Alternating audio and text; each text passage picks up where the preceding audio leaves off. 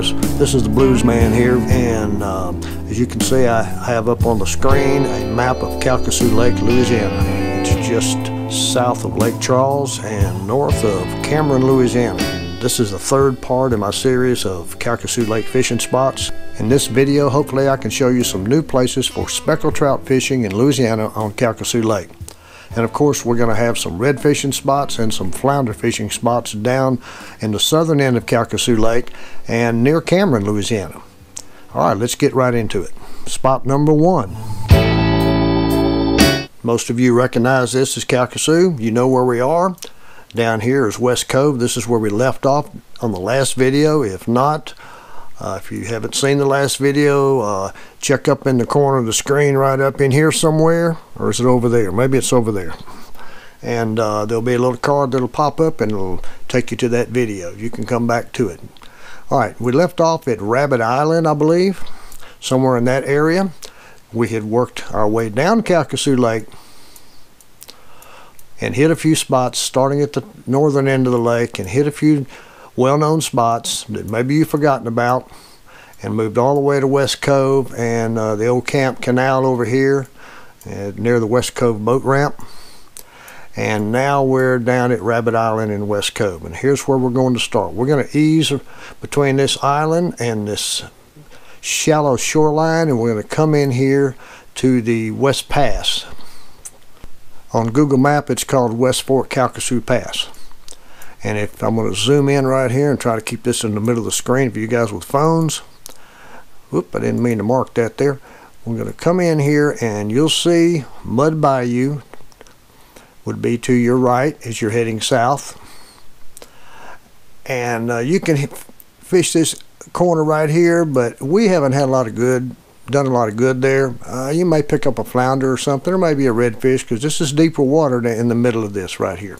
But come on down to the next one, and that is Hoister Bayou. This is a well-known fishing spot for the locals down here, and you can catch flounder right here, between here, and even around there if you want to. I would stay off of this corner a little bit further. There's a lot of riprap and pipes there, but you still need to fish it. You could catch some flounder. You could possibly get some speckled trout through here and redfish all the way back, but mostly this is going to be flounder. At least it's been my experience. Okay, let's go to the next spot. Okay, we're in the same place. We're in Hoister Bayou right here. You can come on down and follow that all the way down here. It's deep enough normally, and any of these little points and pockets, go ahead and fish them. You'll pick up a red for sure, especially this one. You've got some riprap right here. You see the rocks right here. And if they'll let you, I don't know how far back they'll let you go anymore. I heard that they're stopping people. It's at a certain place. I don't really know that for sure. But this is all good back in here. You can, especially right here. In fact, there's a boat fishing there right now. That's not me. Well, maybe me. Set up at the edge of these, and for red, specks, and flounder. Let's go to another one. Okay, we're still in the West Fork of Calcasieu Pass, West Fork. It's been a while since I've caught fish here, so I don't know how good it is, but we killed them one day down here. In fact, for 2 days we killed them down here. Right here, you'll see this on the north side of the West Pass. This is a drain that comes out of the marsh back here, and on an outgoing tide you can set up somewhere around in here, and there used to be a pretty good drop there. I don't know how it is now. This is deep water here on this side. On the south side it's pretty shallow, but you can fish both sides of it obviously, but we did better right in here when we did catch fish. And I see someone's fishing right there, or they're stopping for lunch. That's not us either. We found that it's very shallow over here. You still can catch fish here though. Just ease up in there. Don't go too far unless you're in a kayak or something. And we've caught specks in here, we've caught reds in here, and we've caught flounder in here. Alright, let's go to the next one. I'm going to regress a little bit and go back up to Rabbit Island and West Cove, see where we are. Ease over here on this east bank here of West Cove. Be careful, it is shallow, but you'll see a hard bottom in some places, and I think you'll do good there, especially with trout. Sometimes, you know, you can just hammer the trout right in here. In fact, you can hammer the trout in most of West Cove in certain times of the year, but with this hard bottom, you'll do good. All right, here's a new Calcasieu Lake, another Calcasieu Lake fishing spot. People overlook it, they drive right past it. I've seen them do it 1,000 times. I might have already shown you this one, but I want to show it to you again, if you haven't already seen it, just in case. See this corner right here? Now, this is the Calcasieu ship channel. And here's the West Fork.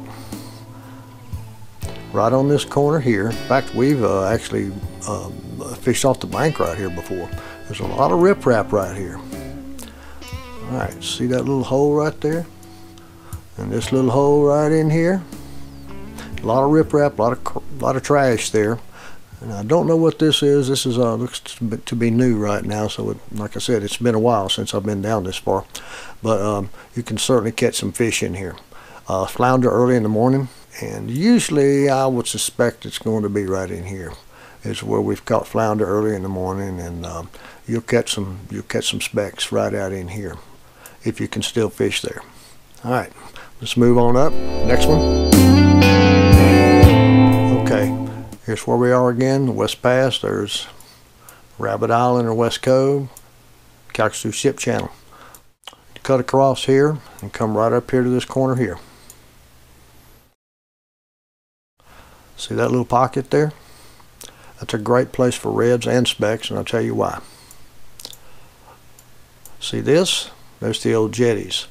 It's not far from the old jetties, and there's been a lot of redfish caught right here on this point, right on the inside, depending on the tide, how it's running. But this will be a good spot to ambush bait fish. Let's go to the next one. Okay, this next one, we're going to come on down the ship channel. You see where we are? There's West Cove. There's the main part of the big lake. Go past. That's where we were the last spot I showed you. Come on down here. Come down further down the ship channel, and please don't try to do this in a small boat when the wind's blowing out of the south, because you will die. Make sure you're in a bay boat or a suitable size boat for the swells that will occur, especially early in the spring. Come on down. You'll see this point right here, and you'll see where the pilot boat they keep the pilot boats. The pilot boats are where the guys go out to escort the big tankers in. Anyway, see all this riprap right here? You can fish this. You can catch good specks right here sometimes. Just depends on the tidal movement. Always try it though. Fish them shallow, fish them deep, however you want to try it. You can come right across here on this point right here. Don't go too shallow. It gets real shallow real fast right here. And right in here, see that little cut? See that? All out in here, you'll be able to catch fish right here on many occasions. In fact, I've even fished off the bank in here a long time ago, and it was a lot of fun. Okay, you can go right across. While we're here, let's go right across here. I've told you about this place here. This is where Highway 27 curves and heads toward the ferry up here. Everybody knows about this spot, especially the locals, but some of you out-of-towners may not. And it says pilot boat dock there. That's not where it is. It's over here. This is a flat right here. You can pull your car off the side of the road if you want to wade fish. Pull your car off the side of the road, and I showed you this in one of my videos, which I'll stick up in the description, bank fishing. And this is real shallow in here. We've done best between here and this corner right here. It drops off there. Get at the edge of the drop off there and fish it. We've caught a lot of specks right there. There's been a lot of flounder caught right there. Yeah, if you want to get out and wade, that's fine, but that's one of those places that's a soft bottom, and you'll stand there for a few seconds, and after about a minute you're going to be sinking, so you'll need to step sideways a little bit, and you'll sink a little bit more, and then you need to step backwards or forwards, and it's kind of an interesting wading experience right there. It's not like you're wading on the sand. Anyway, let's go to the next spot. Okay, we're all the way down here to Cameron, Louisiana. And I just showed you the flounder spot right here. Let's see, let me find it again. Right there, where you can pull your car off the road or pull your boat up there. And we're going to go all the way down to the jetties. Now, something I just noticed on this map, and I haven't paid much attention to it while I was in the boat, because it's been I think it's been 2 years. I didn't go down last year, down to the jetties, but look at this. Look at this. This is Holly Beach sand. And see the jetty right here? And it looks like the sand is over the jetty right there. I don't know when this photo was taken. I suspect it was a low tide. But that's interesting right there. Sand is a harder bottom than mud, and I would fish right there. In fact, I'm going to try it this year. Never done it, but I'm going to fish right there. But let's come on down to the jetties.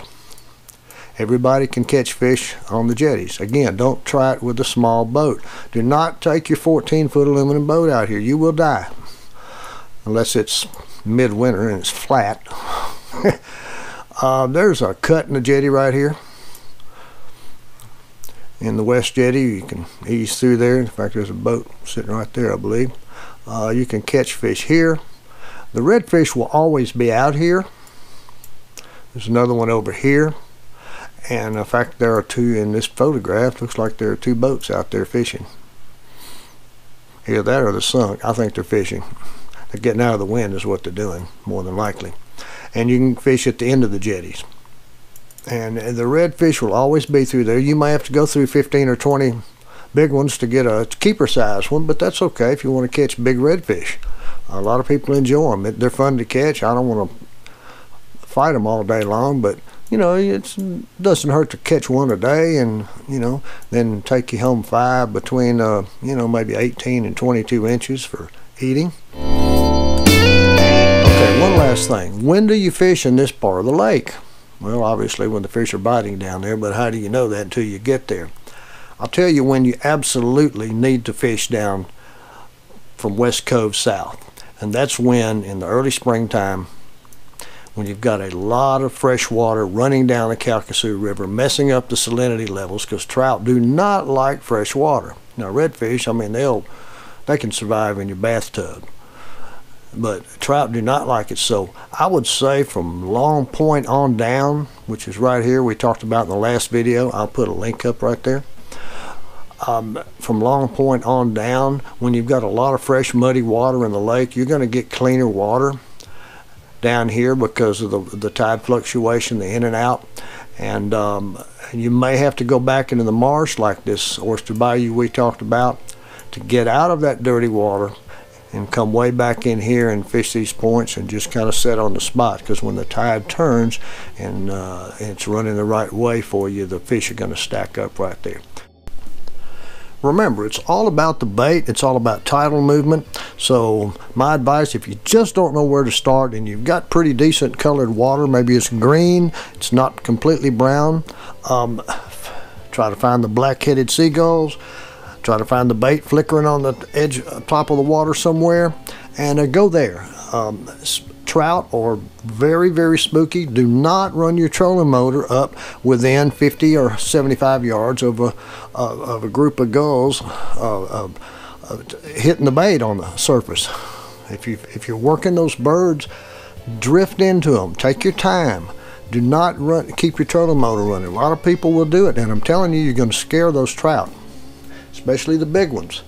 Y'all have fun, and do me a favor, if you like these videos, let me know. Hit the like button, and if you'd subscribe, that would really make us feel good. And of course, if you'll look up here somewhere, no, it's not on this page, on my main channel page, you'll see a little PayPal donation button. If you'd like to buy us a gallon of gas through PayPal, just you know, donate $2. It won't get us quite a gallon, but you know what?